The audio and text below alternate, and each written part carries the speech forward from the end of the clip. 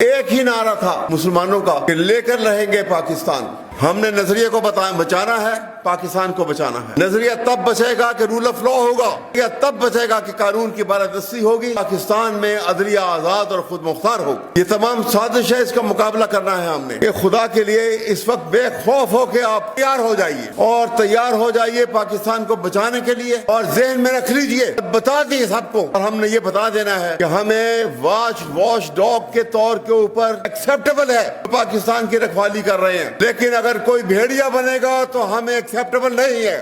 Honourable members, آج بہت اہم میٹنگ ہے، اور یہ فیصلہ جیسے ابھی بتایا گیا کہ آل پاکستان لائرز ایکشن کمیٹی کی میٹنگ ہوئی، اور اس پہ یہ فیصلہ ہوا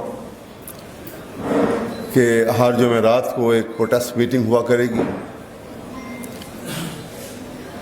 اور میں ایک بات آپ سے یہاں پہ اپنی اس گفتگو کے آغاز میں ہی کر دینا چاہتا ہوں کہ ہم نے بہت سارے زمانے دیکھے ہیں، اتار چڑھاؤ دیکھا ہے.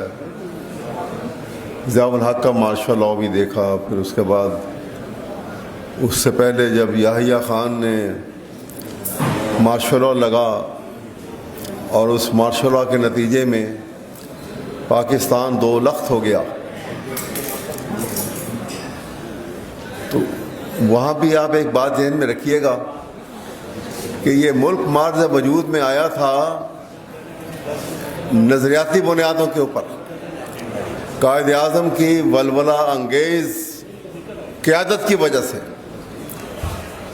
جب قائد اعظم نے لاہور ریزولوشن، جہاں قرارداد پاکستان پاس ہوئی،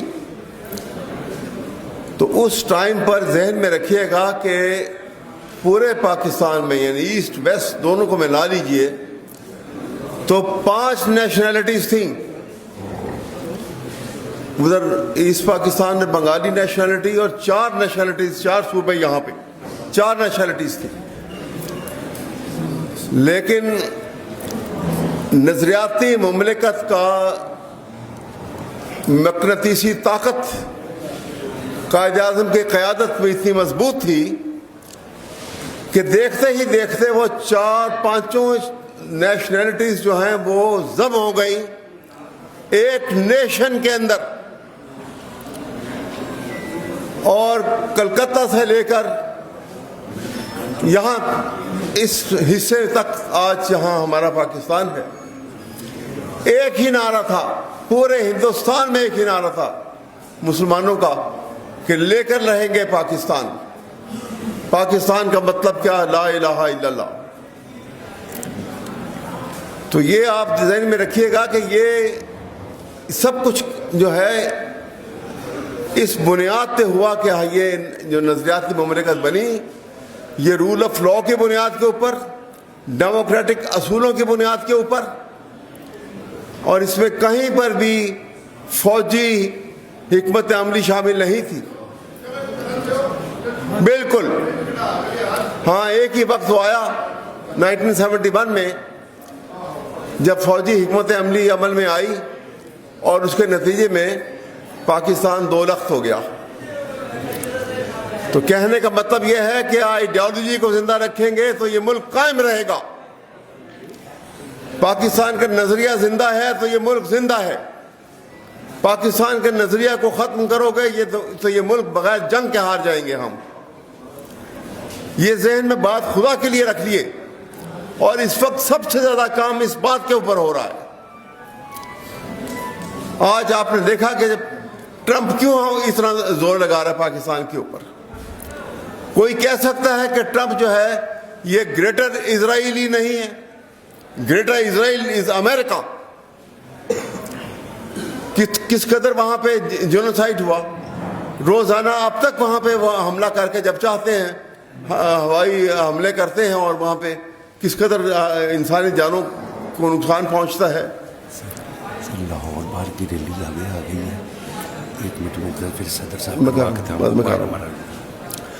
تو میں صرف آپ کے سامنے یہ بات کرنا چاہتا ہوں کہ جو صورتحال ہے، ہم نے نظریے کو بچانا ہے، پاکستان کو بچانا ہے. نظریہ تب بچے گا کہ رول آف لا ہوگا. नजरिया तब बचेगा कि कानून की बालादस्ती होगी और पाकिस्तान में अदलिया आज़ाद और खुद मुख्तार होगी। ये तमाम साजिश है, इसका मुकाबला करना है हमने। और क्योंकि वक्त की कमी भी है तो मैं आपको यहाँ पे ये बात कहूँगा कि खुदा के लिए इस वक्त बेखौफ हो के आप तैयार हो जाइए और तैयार हो जाइए पाकिस्तान को बचाने के लिए।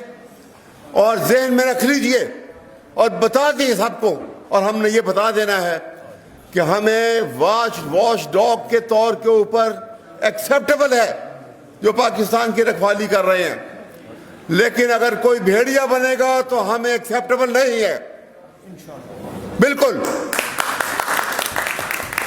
और इसी वजह से हमने जब पहले भी लॉयर्स मूवमेंट में आगे चले थे तो मैंने ये बार बार कहा था कि फसादियत का निज़ाम है, और फसादियत के निज़ाम को मैं समझता हूँ ये फ़िरौनियत का निज़ाम है। और उस वक्त भी ये शेर मैं कहा करता था, और आज भी आज आपके सामने अपने इख्तिताम पे ये शेर कहूँगा कि न गुफ्तगू से न वो शायरी से जाएगा, असा उठाओ कि फ़िरौन इसी से जाएगा। बहुत मेहरबानी।